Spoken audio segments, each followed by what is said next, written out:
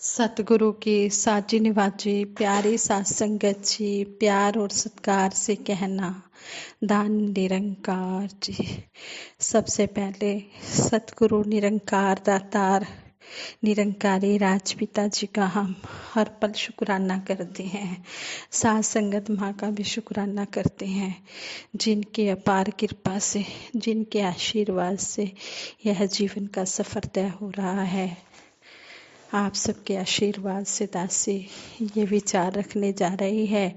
इन विचारों द्वारा हमें यही सीखने को मिला है, जिस तरह संपूर्ण हरदेव बानी में सतगुरु बाबा हरदेव सिंह जी महाराज फरमाते हैं, श्रद्धा और समर्पण वाली लेकर मन में भावना, शिष्य सदा करता है गुरु के चरण कमल की वंदना।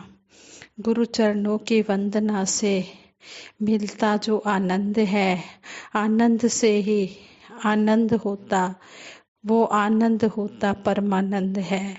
सतगुरु कह रहे हैं, समझा रहे हैं सतगुरु बाबा जी कि श्रद्धा और समर्पण वाली भावना लेकर जो गुरु के चरणों में आ जाता है, फिर जो वो आनंद होता है वो परम आनंद देने वाला बन जाता है।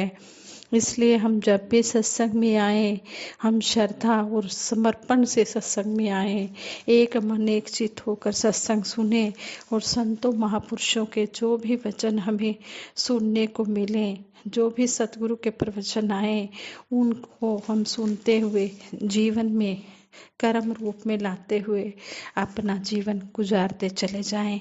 यही आशीर्वाद दासी मांगती है। और इस स्टोरी द्वारा भी हमें यही सीखने को मिला है कि भगवान जो होते हैं वो भाव के भूखे होते हैं। जो सच्चे भाव से सतगुरु के चरणों में आकर नतमस्तक हो जाता है, कि उसके ऊपर बलिहार हो जाता है। एक बार गुजरात की राजमाता मीलन देवी ने भगवान सोमनाथ एक बार गुजरात की राजमाता मीलन देवी ने भगवान सोमनाथ जी का विधिवत अभिषेक किया, पूजन किया, पूजा की। उन्होंने सोने का तुला दान कर उसे सोमनाथ जी को अर्पित कर दिया, भगवान सोमनाथ जी को अर्पित कर दिया।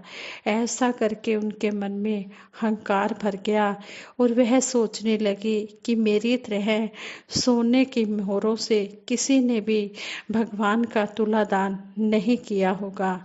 रात में सोते समय उन्हें भगवान सोमनाथ जी के दर्शन हुए और उन्होंने उनसे कहा, मेरे मंदिर में एक गरीब महिला दर्शन को आई है, उसके संचित पुण्यों का कोई भी हिसाब नहीं है। उनमें से कुछ पुण्य तुम उसे सोने की मुद्राएं देकर खरीद लो, परलोक में काम आएंगे। स्वप्न से जागते ही उन्होंने कर्मचारियों को मंदिर से उस महिला को राजभवन में लाने के लिए कहा। कर्मचारी उस महिला को लाए तो उसे देखकर राजमाता बोली, मुझे अपने संचित पुण्य दे दो, बदले में मैं तुम्हें सोने की मुद्राएं दूंगी। मैंने सुना है कि तुम्हारे पुण्य अनगिनत हैं। महिला बोली, मैं तो भीख मांगती हूँ, भीख में मिले चने चबाते चबाते ही मैं तीर्थ यात्रा को निकली थी।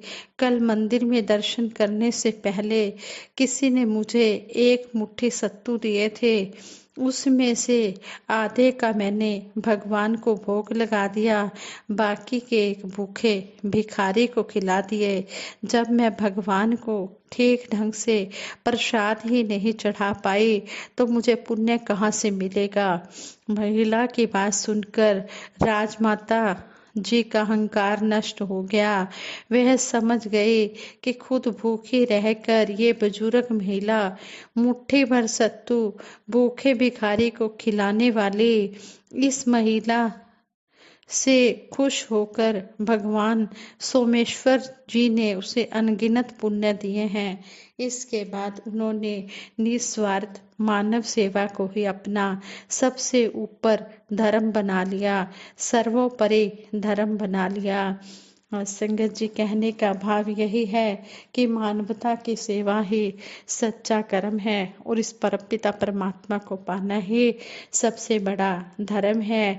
जो मानवता की सेवा करता है और सच्चे दिल से सतगुरु के चरणों में आकर अपने आप को अर्पण समर्पण कर देता है, ये उसके ऊपर बलिहार हो जाता है। ऐसा हमें स्टोरी द्वारा सीखने को मिला है। और दासी एक और स्टोरी भी आप जी के चरणों में रखने जा रही है। ये स्टोरी जो है, ये बाल संगत के बच्चों के लिए भी है और बड़ों के लिए भी है, सभी के लिए है कि हमें अपने गुरु और माता पिता का कभी भी उपकार नहीं भूलना चाहिए। माता पिता प्रभु गुरु चरणों में दंडवत बारंबार, हम पर किया बड़ा उपकार। सतगुरु ने, माता पिता ने हम पर बहुत बड़ा उपकार किया है। हमें इतने अच्छे संस्कार दिए हैं, इतनी अच्छी हमें शिक्षाएं दे रहे हैं। हम इनके उपकार को कभी भी नहीं भूल सकते। जो पढ़ा लिखा कर इस तरह गुणवान बनाते हैं, अपने पैरों पर खड़ा करते हैं, ऐसे पेरेंट्स का तो जो बच्चे हैं वो कभी भी उपकार नहीं भूलते। गुरु का तो भूलना ही नहीं है, पेरेंट्स का भी नहीं भूलते। ऐसे ही एक स्टोरी है, ये भी आप जी शेयर करें। ये एक बच्चे की स्टोरी है।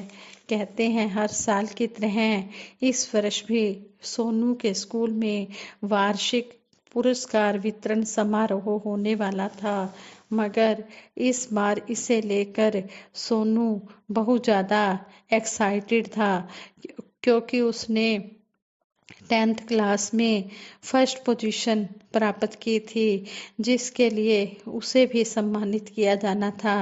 उसके टीचर्स ने उसे कहा कि प्राइज लेने के लिए यदि वह फॉर्मल ड्रेस में आए तो अच्छा रहेगा, मगर उसके पापा की इतनी हैसियत नहीं थी कि वह अपने बेटे के लिए फॉर्मल ड्रेस खरीद पाते। फिर भी सोनू की मम्मी के आग्रह पर उन्होंने अपने बजट में कई प्रकार की कटौतियां करके उसके मनपसंद कपड़े उसे दिलवा ही दिए। समारोह वाले दिन वाइट शर्ट और ग्रे पैंट व ब्लू कोट पहनकर वह फूला नहीं समा रहा था, यानी कि वह ये कपड़े पहनकर बहुत ही खुश हो रहा था। तभी सोनू के फ्रेंड्स ने बताया कि इन कपड़ों के साथ स्पोर्ट्स शूज नहीं चलेंगे। उसके पास लेदर के शूज तो थे नहीं। मम्मी ने उसे सुजेशन दिया कि वह एक दिन के लिए अपने पापा के शूज पहनकर स्कूल चला जाए। सौभाग्यवश उसके पापा के जो शूज थे वो लेदर के तो थे और वो सोनू को एकदम फिट भी आते थे। उसने चुपचाप अपने पापा के शूज पहने और जल्दी से स्कूल के लिए निकल गया। थोड़ी ही देर में उसने फील किया कि पापा के जूते पहनकर चलना तो किसी दुर्गम पहाड़ी की चोटी पर चढ़ने जैसा बड़ा ही मुश्किल काम था। उनके जूते ऊपर से तो ठीक नजर आते थे, मगर अंदर से बहुत खराब हो चुके थे। जूतों का तला, शूज का तला कीले ठोक ठोक कर किसी तरह सांसें ले रहा था। इस बीच कीलों ने सोनू के नाजुक पैरों को काटना शुरू कर दिया था। सोनू को इस बार अपने पापा पर बहुत गुस्सा आया। वह सोचने लगा कि जो व्यक्ति गवर्नमेंट जॉब में होने के बावजूद अपने लिए सही ढंग के जूते नहीं खरीद सकता, वह व्यक्ति जीवन में और क्या करेगा।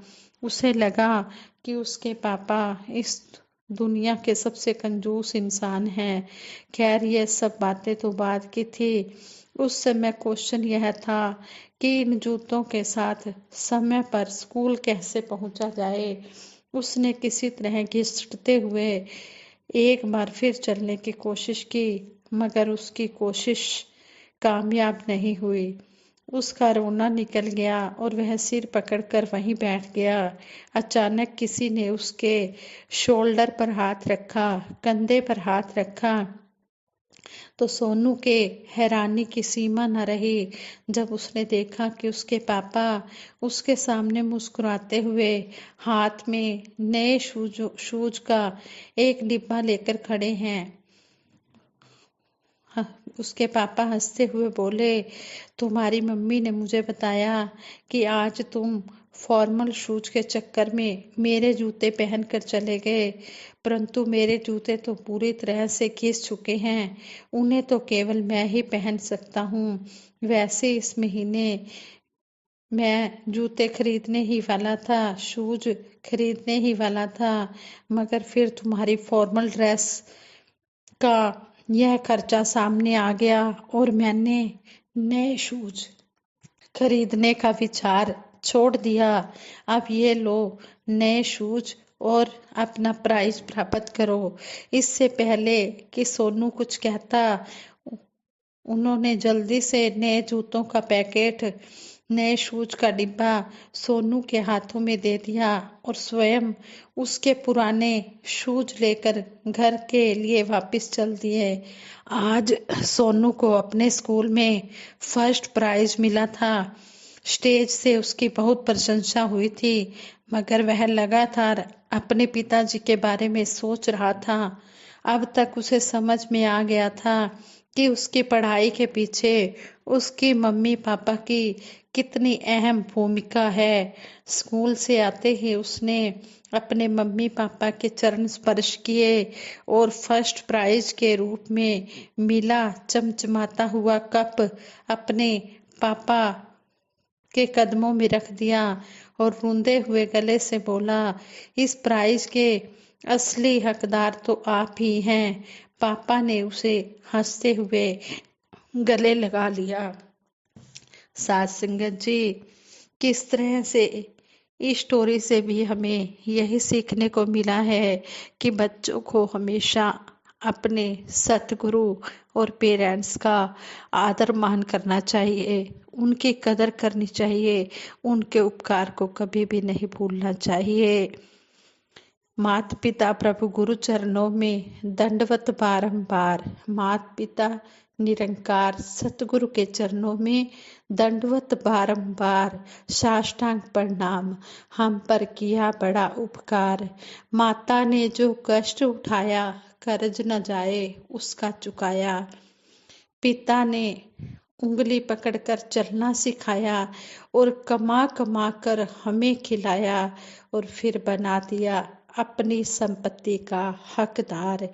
कितना संघर्ष पेरेंट्स अपने बच्चों के लिए करते हैं, इसलिए सभी बच्चों के चरणों में हाथ जोड़कर विनती है कि वे सतगुरु निरंकार और अपने पेरेंट्स का आदर मान करें, कभी भूल कर भी उनका अपमान न करें, हमेशा उनको सम्मान दें और बाल संगत में अवश्य अपने बच्चों को सभी भेजें।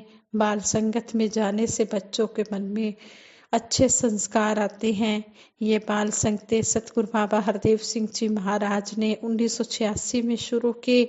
इसीलिए ये अभियान शुरू हुआ बाल संगतों का कि बच्चे बचपन से ही अच्छे संस्कार में आए, सत्संग से जुड़ें, अच्छे बने, अच्छी बातें सीखें, सेवा सिमरन सत्संग में लग जाएं और बड़े होकर अच्छे नौजवान बने, अच्छे सेवादार बने।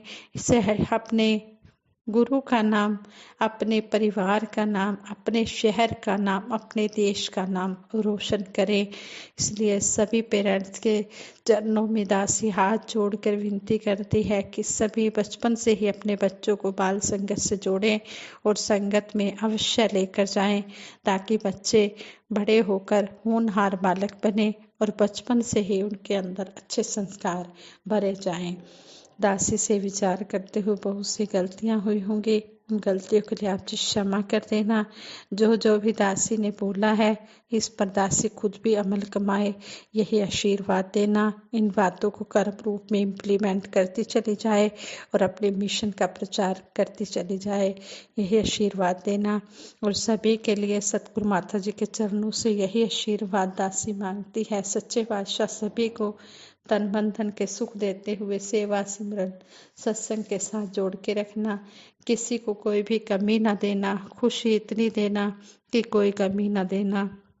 अंतिम श्वास तक सेवा सिमरन सत्संग करते हुए दासी की परिवार सहित तोड़ निभ जाए, यही अरदास है, यही प्रार्थना है। सबके भले की कामना करते हुए सिमरन दासी करवाएगी सभी के लिए। सभी ने मिलकर सिमरन में साथ देना है। तू ही निरंकार, मैं तेरी शरण हाँ, मैनू बख्श लो। तू ही निरंकार, मैं तेरी शरण हाँ, मैनू बख्श लो। तू ही निरंकार, मैं तेरी शरण हाँ, मैनू बख्श लो। बोलिए सतगुरु माता सुदीक्षा सविंदर हरदेव जी महाराज की जय। निरंकारी राजमाता गुरु बचन अवतार की जय। साथ संगत जी प्रेम से कहना धन निरंकार जी।